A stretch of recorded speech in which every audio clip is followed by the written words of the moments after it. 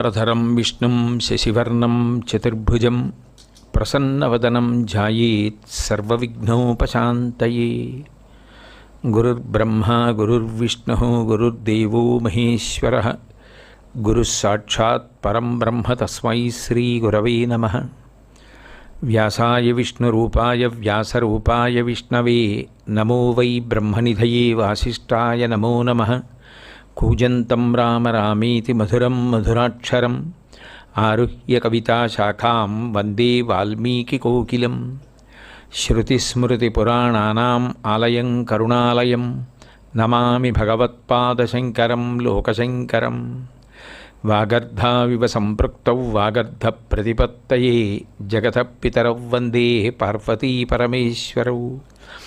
సూక్తిం సమగ్రయతున స్వయమేవ లక్ష్మీ శ్రీరంగరాజమహిషీ మధురైకటాక్షైః వైదగ్ధ్యవర్ణగుణగుంభనగౌరవైర్యాం కండూలకర్ణకుహరాः కవయోధయంతి. హైమోర్ధ్వపుండ్రమజహన్మకుటం సునాసం మందస్మితం మకరకుండలచారుగండం బింబాధరం బహుళదీర్ఘకృపాకటాక్షం శ్రీవేంకటేశముఖమాత్మని సన్నిధత్తాం. విమలపటి కమలకుటి పుస్తకరుద్రాక్షసస్తహస్తపుటి కామాక్షి పక్ష్మలాక్షి కలిత విపంచి విభాసి వైరించి. హరి ఓం. పరమేశ్వర స్వరూపైన సభకి నమస్కారం. అటువంటి మహానుభావుడు మనకి చేసిన మహోపకారం మనకి పుణ్యానురక్తిని కల్పించడం. ముందు అసలు పాపం ఆగిపోయి పుణ్యమునందు అనురక్తి, వైదిక కర్మల యందు అనురక్తి, ధర్మమునందు అనురక్తి కలిగిందనుకోండి, ప్రస్థానం ప్రారంభమైందని గుర్తు. పుణ్యశీలాయ నమః. శీలము అంటే స్వభావము, నడత అని. నడక, నడత, ప్రవర్తన.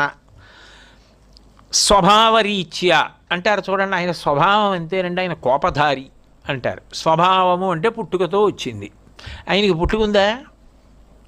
అజాయమానో బహుధా విజాయితే. పుట్టినట్టు కనపడుతున్నారు కానీ నిజానికి ఆయనకి పుట్టుక లేదు. నిందనే కదా అనుకున్నాం. జన్మకర్మచ మే దివ్యం ఏవం యో వేత్తి తత్వతః త్యక్వా దేహం పునర్జన్మనైతి మామేతి సూర్జున. జన్మకర్మలు రెండు దివ్యములు పరమేశ్వరుడికి. కాబట్టి అది భగవంతుని యొక్క స్వభావం, కరుణ. అసలు భగవంతుని యొక్క స్వభావమేమి అంటే దయా. అందుకే అమ్మవారి మీద ప్రార్థనా శ్లోకం చెప్పారనుకోండి, అరుణాం కరుణాతరంగితాక్షీం. అమ్మా నువ్వు ఎరుపు అంటే దాని అర్థం నీ కారుణ్యమే ఎరుపు. ఏదో శివుడి గురించి చెప్పారనుకోండి, కారుణ్యామృతవర్షిణం ఘన విపద్గ్రీష్మచ్చిదాకర్మటం విద్యాసస్య ఫలోదయాయ సుమనః సంసేవ్యమిచ్ఛాకృతిం నృత్యన్ భక్తమయూరమద్రినిలయం చెంచజ్జటామండలం శంభో వంచతి నీలకంధర త్వమ్మే మనశ్చాతకః అంటారు. అంటే కారుణ్యామృత వర్షిణం, మేఘం ఎలా వర్షాన్ని వర్షిస్తుందో దయతో అలా కరుణని వర్షించేవాడు శివుడు అని. అంటే భగవంతుడు అంటే దయ. సృష్టి చేస్తే దయ. ఎందుకు? ఎలా పోతాయి వీళ్ళు చేసుకున్న పాపపుణ్యాలు? అనుభవించేస్తే పోతాయి. అనుభవించేయాలంటే ఓ శరీరం ఇవ్వాలి, అందుకు ఇస్తూ ఉంటాడు. దాంతో అలా కష్టాలు పడినా బాధపడిపోతాడు, సుఖాలే పడినా విసిగెత్తిపోతాడు. అందుకని రెండూ కలిపి ఇచ్చేస్తే కొద్దిగా మార్పు ఉంటే వాడికో సంతోషంగా ఉంటుంది. అందుకని ఓ గంట నవ్వుతాడు, ఓ గంట ఏడుస్తాడు, ఓ రోజు సంతోషంగా ఉంటాడు, ఓ రోజు కింద పడతాడు, ఓ రోజు మీద పడతాడు, ఓ రోజు బాధపడతాడు, ఓ రోజు ఈ గంతులేస్తాడు. రకరకాలుగా ఉండి మొత్తం మీద బుద్ధి కలిగితే ఉత్తమ కర్మలు చేసుకుంటాడు, లేకపోతే మళ్ళీ మొదట సంతోషంగా ఉండే నిషిద్ధ కర్మ జోలికి పోతాడు. నిందనే కదా అనుకున్నాం. అందుకని భగవంతుడు గురువుగా అవతార స్వీకారం చేసి వచ్చేది కూడా భగవంతుడు ఏది చేస్తాడో అది చేయడానికే వస్తాడు. అంటే దయతో వచ్చారు. దయతో వచ్చి మనకి ఏం నేర్పారు అంటే మనకి ఏది హితమో అది చెప్పడానికి వచ్చారు. ఏది హితము అంటే భగవంతుడు వద్దు అన్న పని చెయ్యకుండా ఉండడమే హితము. అందుకే అధిగత తత్వ శిష్యహితయోద్యత సతతం. ఎప్పుడు ఒకప్పుడు కాదు, ఎప్పుడు ఏం ఆలోచించినా వాళ్ళు బాగుండడానికి నేనేం చేయాలి, వాళ్ళు బాగుండడానికి నేనేం చేయాలి, వీళ్ళు బాగుండడానికి ఏం చేయాలి, అస్తమానం అదే పని. వాళ్ళకి ఏమైనా కష్టం ఉంటుందా, వీళ్ళు ఏమైనా ఇబ్బంది పడతారా, వీళ్ళు ఈ ఇబ్బందిలోంచి బయటికి రావడానికి నేనేం చేయను, ఎప్పుడూ తనని నమ్ముకున్నటువంటి శిష్యుల యొక్క హితము కొరకు ప్రవర్తిస్తూ ఉంటారు గురువుగారు. అధిగత తత్వ, ఆయనకి తెలియదా తత్వం? ఆయనకి తెలుసు, అనుభవించిన వాడే. ఎందుకంటే శిష్యుల మీద ఉన్నటువంటి దయచేత అలా చేస్తూ ఉంటారు. ఆయన మన చేత శుభకర్మలు ఎందుకు చేయిస్తారు అంటే, అబ్బాయి నువ్వు సుఖం కదా కోరుకుంటున్నావు, సుఖం కోరుకున్నవాడివి శుభకర్మలు చేయకపోతే నీకు సుఖాలు ఎక్కడి నుంచి వస్తాయి అని మళ్ళీ మళ్ళీ మళ్ళీ మళ్ళీ వేదమునందు భగవంతుడు విహిత కర్మాచరణముగా ఏ స్వధర్మమును ప్రబోధం చేశాడో ఆ స్వధర్మాన్ని నువ్వు పరిపాలన చేస్తే దాని వలన నువ్వు సుఖమును పొందుతావు. నువ్వు పాపకర్మ జోలికి వెళ్ళకు, పుణ్యకర్మలు చెయ్యి అని మనకి పుణ్యమును ప్రబోధనం చేయడమే మొట్టమొదట ప్రధానం. ఇప్పుడు తర్వాత ఎంత గొప్పవాడు కానివ్వండి, వైద్యుడు కానివ్వండి, శాస్త్రవేత్త కానివ్వండి, అంతరిక్ష పరిశోధకుడు కానివ్వండి, ఎంత గణిత శాస్త్రజ్ఞుడు కానివ్వండి, మొదట ఒకటి అక్షరము నేర్చుకోవాలా? అసలు ముందు అక్షరాలు నేర్చుకోకుండా, అంకెలు నేర్చుకోకుండా తర్వాత కదా అంత గొప్పవాడవడం. ముందు ఇది నేర్చుకోవాలి కదా. అసలు ముందు ఎంత జ్ఞానమును పొందాలన్నా కర్మ దగ్గర ప్రారంభం అవ్వాలి కదా. అసలు ఏ కర్మ చేయకుండా జ్ఞానం వైపుకే వెళ్ళిపోగలరా? ఎలా పెడతారు? శరీరయాత్రాపిచతేన ప్రసిద్ధేద కర్మణ. కర్మ చెయ్యకుండా కూర్చుంటే వాడికి జీవనయాత్ర కూడా నడవదు. కర్మలు చేసి చేసి చేసి పరిపక్వతను సంపాదించుకున్న తర్వాత జ్ఞానం వైపుకి వెళ్ళాలి. ఆ చేసే కర్మలు యథేచ్ఛగా చేయకుండా పుణ్యకర్మలు చేయించాలి. చేయించి ముందు దాని మీద అనురక్తి కల్పించాలి. దానికి ఏం చేయాలి? భగవంతుడు ఉన్నాడు అన్న నమ్మకాన్ని ముందు కల్పించాలి. ఉన్నాడయా, ఈశ్వరుడు అన్నవాడు ఉన్నాడు, ఆయన ఉన్నాడు కాబట్టి ఆయన చెప్పినది ఉన్నది. శరీరము పడిపోతుంది, తర్వాత నువ్వు ఆయనకి జవాబుదారి. ఆయన అడిగితే నువ్వు చెప్పాలి, ఇది ఎందుకు చేశావు మరి నీకు మనుష్య శరీరం ఇస్తే అంటే నువ్వు చెప్పాలి, ఆయనకి వివరణ ఇచ్చుకోగలగాలి. అప్పుడే నీకు పునర్జన్మ సరైంది ఇస్తారు. అంటే ఆయన ఉన్నాడు అన్న నమ్మకం ముందు నీకు కలిగితే నువ్వు నేను ఆయనకి జవాబుదారీ కాబట్టి ఆయన నాకు ఇచ్చినవి నేను దుర్వినియోగము చెయ్యను. నాన్నగారు 100 రూపాయలు ఇస్తే ఎప్పుడో అప్పుడు నాన్నగారు 100 రూపాయలకి లెక్క అడుగుతారు.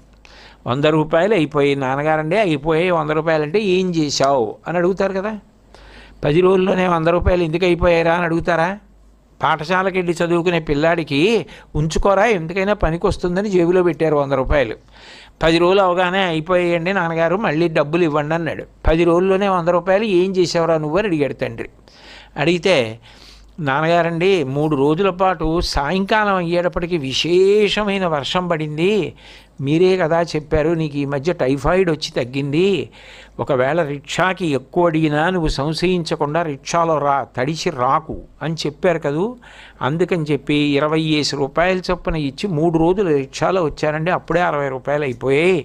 40 రూపాయలు పెట్టి ఏదో పాఠశాలలో చిత్రపటాలు అవి గీయమంటే అదిగో ఆ అట్ట కొన్నాను, ఈ కలం కొన్నాను, ఇవి కొన్నాను, 100 అయిపోయాయండి అంటే తండ్రి సంతోషించి 200 ఇస్తాడు. స్కూలు వెళ్ళవలసినటువంటి వాడు పాఠశాలకి వెళ్లకుండా ఒక పూట నేను నా స్నేహితులతో కలిసి చలనచిత్రానికి వెళ్ళిపోయానండి అన్నాడు అనుకోండి, 5 రూపాయలు కూడా ఇవ్వడు. ఆయన ఇచ్చిన ఇంత గొప్ప శరీరాన్ని నువ్వు ఎట్లా వినియోగించావు అన్నది నువ్వు చెప్తే కదా నీకు మళ్ళీ ఉత్తమమైన శరీరం ఇవ్వడం. అది ఆయన ఇచ్చింది అక్కర్లేని వాటికన్నింటికి ఉపయోగించి ఇంద్రియ సుఖాలకి, మనసుతో సుఖానికి, శరీర సుఖానికి, దానికి ఒక ఉపకరణంగా మాత్రమే నేను వాడుకున్నాను తప్ప నేను చేసిన అన్యప్రయోజనం ఏమీ లేదంటే అది కుక్కకి ఉంది, నక్కకి ఉంది, పిల్లికి ఉంది, పందికి ఉంది, మనుష్య శరీరం ఎందుకురా నీకు? నువ్వు దాంతో విన్నదే ఉంది, చదివిందే ఉంది, అనుష్ఠించిందే ఉంది, నీకెందుకు మళ్ళీ మనుష్య శరీరం అని అడగడా ఆయన అంత అమాయకుడా? అందుకని ఆయన ఉన్నాడన్న పూనిక కల్పిస్తారు.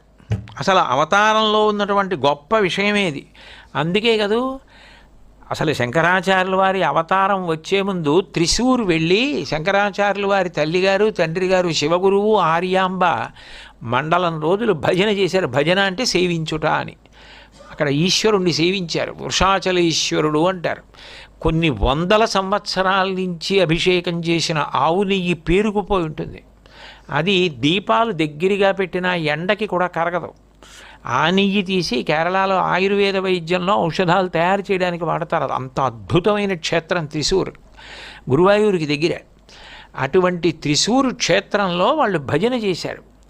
భజన చేస్తే శంకరుడు సాక్షాత్తుగా ప్రత్యక్షమై దీర్ఘాయుష్మంతులు పాపభూయిష్టమైన జీవితం ఉన్నవారు బహుపుత్రులు కావాలా, ఉత్తముడు యావత్ బ్రహ్మాండములలో కీర్తి తెచ్చుకోగలిగిన జ్ఞాని అవతార పురుషుడు అల్పాయుర్దాయం ఉన్నవాడు కావాలా అని అడిగితే భార్య గారిని అడిగి చెప్తానని ఆర్యాంబని అడిగి చెప్పారు శివగురువు. ఆర్యాంబ కూడా నాకు ఇదే కల వచ్చింది, మిమ్మల్ని అడిగి చెప్దాం అనుకున్నానంది.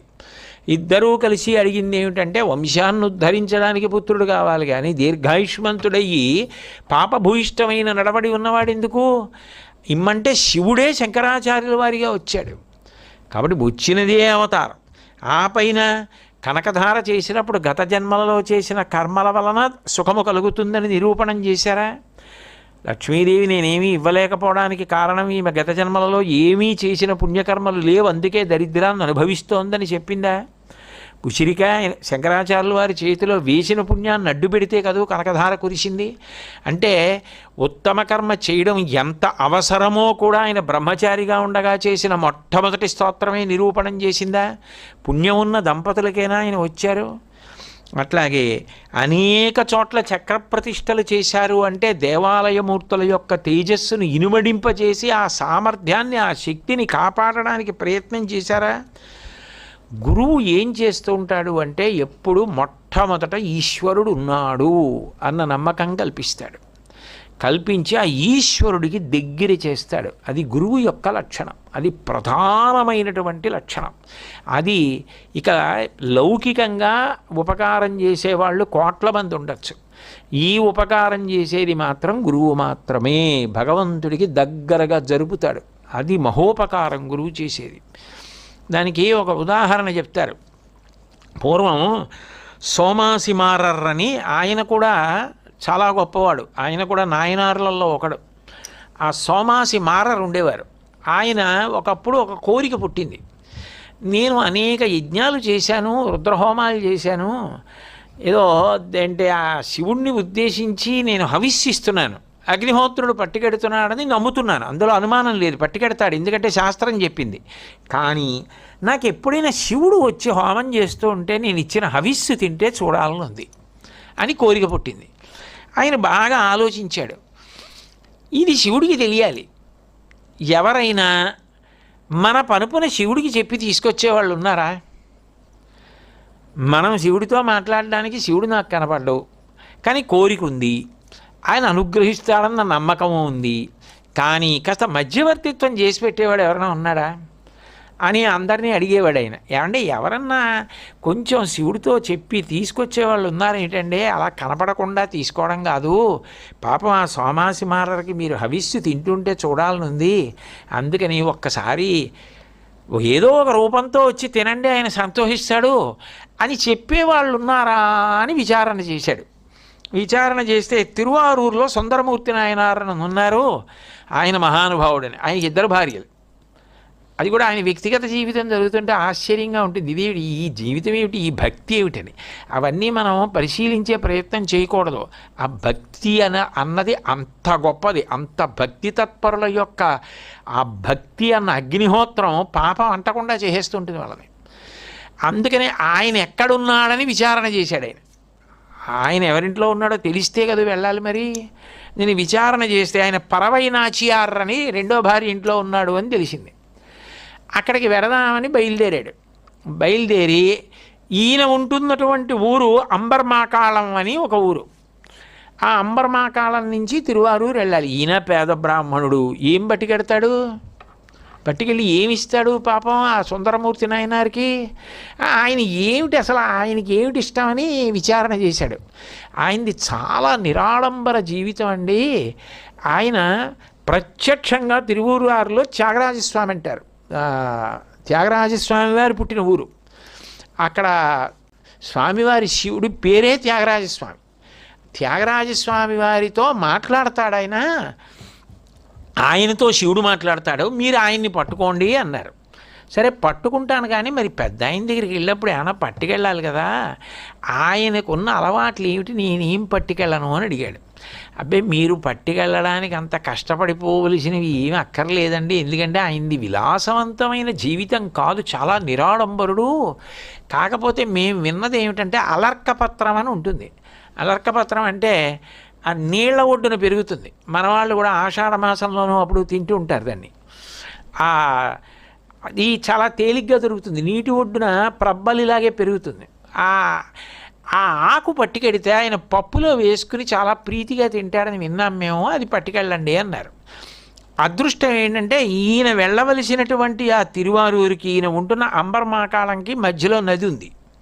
ఈయన రోజు ఆ నది దాటి వెళ్ళి ఆ నదీ తీరంలో ఉన్నటువంటి అలర్కపత్రం కోసి పట్టుకెళ్ళి ఆయన దగ్గరికి వెళ్ళేవాడు కాదు. అలా సుందరమూర్తి నాయనారిని చూడాలి. ఆయన వంటశాలలోకి వెళ్ళి వంటవాడికి ఇచ్చేసి గురువుగారికి ఇది ఇష్టంట వండి పెట్టని వెళ్ళిపోయేవాడు. అలా కొన్నాళ్ళు గడిచిపోయాయి. శివుడు చూడడం ఎందుకు పట్టుకెడుతున్నాడు ఇదంతా, తను హవిస్సు తినడానికి రావాలని. సుందరమూర్తి నాయనారి దగ్గరికి వెళ్ళి అడిగితే పోతలుగా అవన్నీ ఎక్కడ జరుగుతాయి అని ఏం విసిగుంటాడో, ఆయనే పిలవాలి, అందుకని చూద్దాం అని రోజు పట్టుకెళ్తున్నాడు ఈ ఆకుకూర. శివుడు చూశాడు, ఇలా ఎన్నాళ్ళు పట్టుకెడతాడు, వీళ్ళిద్దరికీ మధ్య ఏదో సంధానం చేయాలనుకున్నాడు. అనుకుని ఆ మధ్యలో ఉన్న నదికి వరదలు వచ్చేట్టు చేశాడు. వరద వస్తే ఏం వెళ్తాడు ఈయన, ఓ 4 రోజులు వెళ్ళలేకపోయాడు, వరద తగ్గిపోయింది. ఈ లోపల ఏమైందంటే సుందరమూర్తి నాయనారికి అలర్కపత్రంతో ఉండిన పప్పు ఇష్టం కదూ. ఆయన తన భార్యను అడిగాడు, పరవైనాచియారిని పిలిచి, ఇవాళ 4 రోజుల నుంచి చూస్తున్నాను ఆ పప్పు లేదే అన్నాడు. పెట్టినన్నాళ్ళు ఆయన గుర్తించలేదు, పెట్టకపోతే గుర్తించాడు, అది శివమహిమ. పెట్టలేదే అని అడిగాడు. ఆవిడ వంటవాడిని అడిగింది, ఏమి నువ్వు ఎందుకు వేయలేదు అలర్కపత్రం పప్పు అని అడిగింది. అది ఎవరో బ్రాహ్మణుడు రోజు పట్టుకొచ్చి ఇచ్చి గురువుగారికి పెట్టమనేవాడమ్మా, 4 రోజుల నుంచి రావట్లేదు అంది. అదే వెళ్ళి భర్తగా చెప్పింది, ఎవరో పాపం బ్రాహ్మట్ట రోజు తెస్తున్నట్ట 4 రోజుల నుంచి రావట్లేదుటండి అని. అయ్యయ్యో, ఇన్నాళ్ళ నుంచి ఆయన తెచ్చిన ఆకుకూర పప్పు తిన్నానా, ఆయన తెచ్చినట్టే తెలీదు, ఈ మాట వస్తే ఒకసారి నా దగ్గరకు పంపించి అన్నాడు ఆయన ప్రేమతోటి. అంటే ఆయన 4 రోజులు పోయాక వచ్చి ఆకుకూర ఇచ్చాడు. ఏమయ్య బాబు నీ గురించే చూస్తున్నాను, గురుపత్ని నిన్ను కనపడమన్నారు అన్నాడు. అంటే ఆవిడ దగ్గరికి వెళ్ళాడు ఈ సోమాసిమారావు. వెళ్తే ఆవిడంది, ఆయన అడిగారు మిమ్మల్ని, అలర్కపత్రం తెస్తున్న బ్రాహ్మణుడు వస్తే తీసుకురా అన్నారు, అందుకని రండి మా ఆయన దగ్గరికి తీసుకెళ్తానండి. ఆయన నా రొట్టె విరిగి నేతిలో పడింది, శివుడు ఇందుకే వరదలు సృష్టించాడనమాట, అమ్మయ్య దొరికారు సుందరమూర్తి నాయనారని చెప్పి ఆయన దగ్గరికి వెళ్ళాడు. అయితే సుందరమూర్తి నాయనారు పండిత గోష్ఠిలో ఉన్నాడు, చుట్టూ ఎప్పుడు జనం. పర్వాలేదు చెప్పండి అన్నాడు ఆయన. అంటే ఈయనకి పర్వాలేదు చెప్పండి అంటే ఇంతమందిలో ఉండగా చెప్తే పెద్ద ఇబ్బంది ఏంటంటే ఈయన ఏమైనా అనే ముందు పక్క వాళ్ళు ఊరుకోండి అలాంటి అడగచ్చు ఆయన్ని అంటే. అందుకని సాధారణంగా అలాంటప్పుడు ఏమంటారంటే కొంచెం మీ ఒక్కరితో మాట్లాడాలని అంటారు. ఒక్కరితో మాట్లాడాలా, సరే అని ఏదో ఎక్కడో ఈ చెట్టు కింద పుట్టకి దగ్గర నించుని ఏమిటి చెప్పండి అంటారు కదా, అలా సరే ఒక్కడితో మాట్లాడతావా, సరే చెప్పు అని అందరినీ పంపించేసి ఏమిటని అడిగారు ఆయన. ఏం లేదు, మీరు రోజు శివుడితో మాట్లాడతారట, నాకు ఎప్పటి నుంచో కోరిక, నేను యజ్ఞం చేస్తుంటే ఒక్కసారి శివుణ్ణి తీసుకురండి అన్నాడు. అంటే సుందరమూర్తి నాయనారు అన్నారు, నువ్వు పెట్టిన అలర్కపత్రం పప్పు చాలా కాలం తినేశాను నేను, అది శరీరంలోకి వెళ్ళిపోయింది, ఇప్పుడు నీకు ఉపకారం చేయనంటే మర్యాద కాదు, కానీ శివుణ్ణి తీసుకురావడం నా చేతిలో ఎక్కడ ఉంటుందయా, కానీ ఇవాళ రాత్రి నేను గుడికి వెళ్ళినప్పుడు ఒకసారి చారాస్వామితో వారితో మాట్లాడతాను, ఆయనకి చెప్తాను ఇలా అడుగుతున్నాడు సోమాసి మారని, ఆయన వస్తానంటే తీసుకొస్తాను, ఆయన రానంటే నేనేం చేయలేను అన్నాడు. పోనీ చెప్పండి చాలు, దానికోసమే మహాప్రభు మీ చుట్టూ తిరుగుతున్నాను, మరి అదే కదా మధ్యవర్తిత్వం అంటే. సుందరమూర్తి నాయనారు ఆ రోజు రాత్రి తిరువారూరులో త్యాగరాజ స్వామి వారితో కబుర్లు చెప్తూ గుర్తొచ్చి అన్నట్టు చెప్పడం మర్చిపోయాను, సోమాసిమార యజ్ఞం చేస్తాట, మీరు వెళ్ళి హవిస్సు పుచ్చుకోవాలని కోరుకుంటున్నాడు అన్నారు. అంటే శివుడు నవ్వి అన్నాడు, ఆయన అలర్కపత్రం పెట్టాడు కాబట్టి నువ్వు నన్ను అడిగావు, నువ్వు అడిగింది కాదనలేదు కాబట్టి నేను వెళ్తాను, కానీ ఒక్క షరతు, ఇది నీ మనసులో పెట్టుకో, నేను ఎలా వెళ్ళినా హవిస్సు పెట్టాలి అన్నాడు. అంటే అదంతా నాకెందుకు వచ్చిన గొడవ, ఆయన అడిగాడు మీకు చెప్పా, మీరు వెళ్తా అన్నారు అదే చెప్తా. మీరు ఎలా వెళ్తారంటే ఇప్పుడు నన్ను అడిగితే ఆయన ఎలా వచ్చే అవకాశాలు ఉన్నాయంటే నేను ఎక్కడ చెప్పను, మీరు ఎలా పెడతారో నాకేం తెలుసు, అందుకని నేను మిమ్మల్ని అంత ఇబ్బంది పెట్టకూడదు, వెళ్తానన్నారు కదా వెళ్ళండి, మీరు ఎలా వెళ్ళినా ఆయన ఇవ్వాలి అంతే కదా, అది ఇంకా ఆయన అదృష్టం అని చెప్పి అదే చెప్తానని వెళ్ళి వస్తానన్నారా చాలా హాయిగా తేలిగ్గా. అది గురుస్థానం యొక్క గొప్పతనం. సుందరమూర్తి గురువు, సోమాసిమారర్ శిష్యుడు, భగవంతుడిని తేవాలి గురువుగారు. నిజంగా గురు శిష్య సంప్రదాయం అని కాదు, వాళ్ళిద్దరి మధ్య అనుబంధం అలాంటిది. కాబట్టి ఇప్పుడు ఆయన చెప్పాడు కాబట్టి శివుడు వస్తానన్నారని ఈయన గబగబా వెళ్ళిపోయాడు. మళ్ళీ అంబర్మాకాలంలో రుద్రహోమం మొదలెట్టి హోమం చేస్తూ హవిస్సులు ఇచ్చి పూర్ణాహుతి చేసే సమయం వచ్చేస్తోంది. ఏడి శివుడు రాలేదు, సుందరమూర్తి నాయన అబద్ధం చెప్పరే అని చూస్తున్నాడు. ఇంతలో ఒక వ్యక్తి 4 కుక్కల్ని పెట్టుకుని శోభరంగా కళ్ళు తాగి కళ్ళు కొండోటి తల మీద పెట్టుకుని ఆ కుక్కలతో కలిసి అలాగే తనతో పాటు తాగినటువంటి స్థితిలో ఉన్మత్తులై ఉన్నటువంటి కొంతమంది పరివారంతో కలిసి తోసుకుంటూ హోమశాలలోకి వచ్చేటప్పటికి అక్కడ కూర్చుని మంత్రం చెప్తున్న వాళ్ళందరూ లేచిపోయి ఇదేడు వీళ్ళు వచ్చేసారు, ఇదంతా అలజడిగా ఉందని లేచి పారిపోతున్నారు. ఈ సోమాసిమారకి గుర్తొచ్చింది సుందరమూర్తి చెప్పిన మాట. ఏమై వస్తానన్నాడు కానీ ఎలా వస్తాడో నాకు తెలియదు సుమా, వచ్చినప్పుడు పెట్టడం నీ వంతు అన్నాడు. అందుకని వచ్చినవాడు శివుడే, ఖచ్చితంగా పరమేశ్వరుడే అని గుర్తుపట్టి సోమాసిమారరు పారిపోతున్నటువంటి ఋత్విక్కుల్ని మీరు వెళ్ళిపోకండి నా మాట వినండి, శివుడే వచ్చాడు రండి హవిస్సు పెడదామన్నాడు. నేను నీకేం బుర్ర ఉందా లేదా అని వాళ్ళు వెళ్ళిపోయారు. కనీసం పిలిచినప్పుడు వస్తే ఏమో ఇంకోలా ఉండుండేది. ఈయన హవిస్సు తీసి ఆ ఎదురుగుండా ఉన్నటువంటి వ్యక్తి చేతిలో వేశాడు. అప్పుడు ఆయన 4 వేదములు పరివేష్టించి తన చుట్టూ ప్రమదగణాలతో ఉన్నటువంటి పార్వతీ పరమేశ్వరులు ప్రత్యక్షమై స్వయంగా హవిస్సు తీసుకుని తిన్నాడు. అంటే సోమాసిమార యొక్క కోరిక ఎలా తీరింది? సుందరమూర్తి వల్ల. సుందరమూర్తి చెప్పకపోతే వస్తాడా శివుడు? సుందరమూర్తి దేనికి వచ్చాడు? అలర్కపత్రానికి వచ్చాడు. అలర్కపత్రం అంటే ఏంటి? నీటి ఒడ్డున పెరుగుతుంది, అదేం పెద్ద కష్టమైనటువంటిది ఏం కాదు, మనకి పెరుగుతూ ఉంటుంది నీటి ఒడ్డున. అటువంటి దానికి ప్రీతి పొందాడంతే గురువుగారు. గురువు ఏం చేస్తాడు? భగవంతుణ్ణి తెచ్చిస్తాడు. జలజాతేక్షను తోడి తెచ్చితివి నా సందేశముంజెప్పి నను నిలువం పెట్టితివి నీ కృపన్ బ్రతికితిన్ నీకన్నా పుణ్యాత్మకులు కలరే దీనికి నీకున్ ప్రత్యుపకృతిన్ చేయంగనేనేర అంజలి ఘటించదభుసురాన్వయమణి సద్బంధు చింతామణి అంటుంది రుక్మిణీదేవి. గురువుగారు ఏం చేస్తారు? భగవంతుణ్ణి తీసుకొచ్చి ఇస్తాడు. అలా ఇవ్వడానికి ఉన్నాడన్న నమ్మకాన్ని కల్పిస్తాడు. కల్పించి ఆయన వేపుకి కదలడానికి ఆయన చెప్పినట్టు కర్మలు చేయవయా, అక్కర్లేని వాటి జోలికి వెళ్ళకు అని ఉత్తమ కర్మలు ప్రబోధం చేసి నడిపిస్తాడు. అలా నడిపించినటువంటి మహానుభావులు శంకరాచార్యుల వారు. నీకు ఫలితం ఒకవేళ కనపడకపోతే లేడని తొందరపడకు. శ్రద్ధ అన్న మాటకు అర్థం ఏమిటంటే నమ్మకం అలాగే నిలబెట్టుకో, ఫలితం కలుగుతుంది. ఎందుకని శంకరాచార్యుల వారి అవతారంలోనే ఆ శ్రద్ధకి పరీక్ష ఉంది. ఎంతకాలం త్రిశూర్లో సేవ చేసినా స్వప్నం కలగలేదు, శివానుగ్రహం కలగలేదు. అప్పుడు శివగురువు విసుగు చెంది ఆర్యాంబ దగ్గరికి వెళ్ళి అన్నారు, మనం ఎంత భజించినా పరమశివానుగ్రహం మనకి కలగట్లేదని. అప్పుడు ఆర్యాంబ ఒక మాట అంది, నో దేవతాను జడిమా మనుష్యే. భగవంతుని యొక్క అనుగ్రహంలో దోషం ఉండదు. మన అనుష్ఠానంలోనే ఏదో ఇంకా శ్రద్ధ తక్కువైంది, మనమే ఇంకా పూనికతో చెయ్యాలి. కాబట్టి భగవంతుడు అనుగ్రహించలేదనద్దు, మనం ఇంకా పూనికతో చెయ్యాలనండి అని చేశారు. శంకరుడు ప్రత్యక్షం అయ్యాడు, స్వప్న దర్శనం ఇచ్చాడు. అంటే శ్రద్ధ అన్నది కూడా ఎవరు కల్పించాలి? గురువుగారి వల్ల కలుగుతుంది శ్రద్ధ. కాబట్టి ఇవన్నీ మన యందు అంకురింపచేసి అంటూ నడిపించడమే స్వభావంగా వచ్చిన మహాపురుషులు. అందుకని పుణ్యశీలాయ నమః, పుణ్యశీలాయ నమః అయినటువంటి శంకరాచార్యుల వారే సాంఖ్యయోగ విచక్షణాయ నమః. సాంఖ్యయోగ విచక్షణ అంటే సాంఖ్యము అన్న యోగమునకు పేరేమిటంటే ఆత్మానాత్మ వివేక రూపమైనటువంటి విజ్ఞానమునకు సాంఖ్యమని పేరు. ఆత్మ ఏది, అనాత్మ ఏది, ఏది ఆత్మ కాదు దాన్ని నిర్ధారణ చేసి చెప్పాలి. ఇది ఆత్మ అని నిర్ధారణ చేసి చెప్పాలి.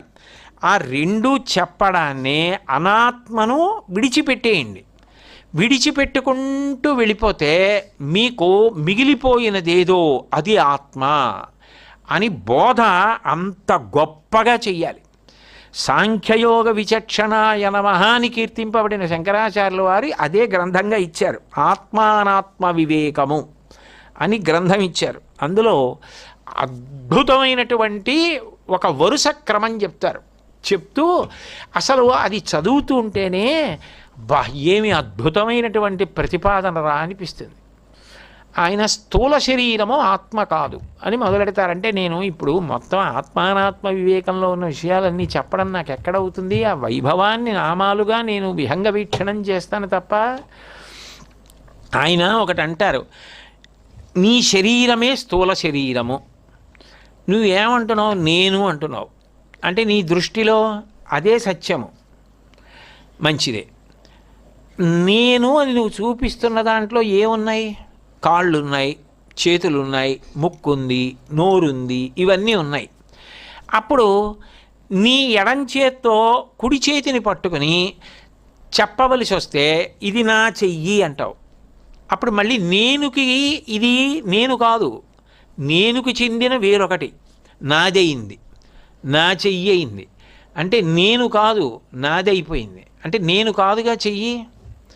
అప్పుడు చేతులు నువ్వు కాదు, కాళ్ళు నువ్వు కాదు, ముక్కు నువ్వు కాదు, కంఠం నువ్వు కాదు, హృదయం నువ్వు కాదు, కడుపు నువ్వు కాదు, కాళ్ళు నువ్వు కాదు. మరి అప్పుడు ఆత్మ శరీరం ఎలా నేను ఎలా అయింది? ఒకవేళ ఆత్మ ఎందుకు ముక్క తీసేయడం అన్న మాట ఉండదుగా. ఏ ప్రమాద కారణం చేతనైనా ఒక వ్యక్తికి ఒక చెయ్యి తీసేశారు, అంత మాత్రం చేత నేను లేకుండా పోయిందా? అజ్ఞానం దృష్టిలోనైనా అతను నేనున్నాననే అంటాడా? ఒక చెయ్యి తీసేశారు కానీ ఇంకా నేనున్నానంటాడు. చెయ్యి తీసేసినా శరీరం ఉందా? ఒక వేలు తీసేసినా శరీరం ఉందా? కాలు తీసేసినా శరీరం ఉందా? వెంట్రుకలు తీసేసినా శరీరం ఉందా? మరప్పుడు అది ఎలా ఆత్మ అయింది? అప్పుడు అది ఎప్పుడు నేనుగా ఉంటోంది, నాదిగా ఉంటోంది, మార్పు చెందుతోంది. ఒకప్పుడు బాల్యంలో ఉంది, ఒకప్పుడు కౌమారంలో ఉంది, ఒకప్పుడు యవ్వనంలో ఉంది, ఒకప్పుడు దృఢంగా ఉంది, ఒకప్పుడు నీరసపడింది. ఇన్ని మార్పులు చెందుతున్నది ఆత్మ ఎలా అవుతుంది? ఎలా నేనని దీన్ని చూపించి నువ్వు నేనని అంటున్నావు? అంటే ఆయన ప్రౌఢమైనటువంటి వాదన అలా ప్రతిపాదిస్తారు. అలా ఒక్కొక్క దాన్ని అనాత్మని తీసేసి చూపిస్తారు. ఇదేది నువ్వు అనుకుంటున్నట్టుగా నేను కాదు అని నిరూపణం చేస్తూ పెడతారు ఆ ఆత్మానాత్మ వివేకము అన్న గ్రంథంలో. ఆ క్రమంలో స్థూల శరీరం నువ్వు కాదు, సూక్ష్మ శరీరము నువ్వు కాదు. ఎందుకంటే మనస్సు నువ్వు లేచున్నప్పుడు జాగృతిలో ఉంది, సుషుప్తిలో ఏదది? సుషుప్తిలో లేదు, అది ఆత్మలోకి వెళ్ళిపోయింది. ఉంటే అక్కడ కూడా నీకు సంకల్పాలు వికల్పాలు ఉండాలిగా. మరి ఒకప్పుడు ఉంది, ఒకప్పుడు లేదు. నువ్వు ఏదో చాలా దుఃఖంలో ఉన్నావు, దుఃఖం భావం ఎక్కడి నుంచి వస్తుంది? మనసులోంచి వస్తుంది. ఏదో తలుచుకుని బాధ, అంత బాధలో ఉన్నావు. అంత బాధలో ఉన్నటువంటి వాడివి గాఢ నిద్రపోయావు. అప్పుడు బాధ ఏది? అప్పుడు శోకం ఏది? అంటే మనసు లేదు కాబట్టి. అంటే ఒకప్పుడుండి ఒకప్పుడు లేని సూక్ష్మ శరీరమైన మనసు నువ్వెలా అయ్యావు? ఆత్మ అలా ఒకప్పుడు ఉండడం ఒకప్పుడు లేకపోవడం ఉంటుందా? ఉండదుగా. అది సత్యాత్మ, అది ఎప్పుడూ ఉంటుంది. మరి లేనిది నేనని ఎలా అంటావు? నా మనసు అంటున్నావు. మళ్ళీ నేనైతే మనసు నేనే అవ్వాలిగా. అక్కడ మళ్ళీ నా మనసు అంటున్నావు. నా బుద్ధి, నా చిత్తము, నా అహంకారము, నా వ్యూహము, నా ప్రణాళిక అంటున్నావు. నీకన్నా వేరుగా నువ్వు కాదుగా. అయినప్పుడు అది సూక్ష్మ శరీరం కదా, అది అనాత్మ కదా. అది ఆత్మ అని నువ్వు ఎలా నిర్ణయించి నేనని చెప్తావు దాన్ని? అలా ఒక్కొక్క దాన్ని నయితి అంటూ అనాత్మ వస్తువులన్నింటినీ పక్కకి తీస్తారు. అలా తీసేస్తే స్థూల శరీరం, సూక్ష్మ శరీరం, కారణ శరీరం, 5 కర్మేంద్రియాలు, 5 జ్ఞానేంద్రియాలు, అంతఃకరణ చతుష్టయం, పంచకోశాలు, 5 ప్రాణవాయువులు, 5 ఉపవాయువులు, 3 అవస్థలు, 3 తాపాలు, ఇవన్నీ వెళ్ళిపోయి చివరికి ఏది మిగులుతుంది అంటే వీటినన్నింటినీ కూడా ప్రకాశింపజేసే ఆత్మ ఏది ఉన్నదో అది మాత్రం సత్యమై అలాగే ఉన్నదా లేదా? దాని యందు ఏ కదలిక లేదు. ఇవన్నీ దాని చేత ప్రకాశించి వృత్తిని పొందుతున్నాయి. పొందినప్పుడల్లా నువ్వు ఆ భావాన్ని పొందుతున్నావు. నా ఆవు, నా దూడ, మా ఆవిడ, మా అబ్బాయి గాఢ నిద్రలోకి వెళ్ళిపోతాయి. వాళ్ళందరూ ఉన్నా నీకు తెలియదు. అప్పుడు అవేమీ లేవు. కళలో ఇంకా ఉండొచ్చు.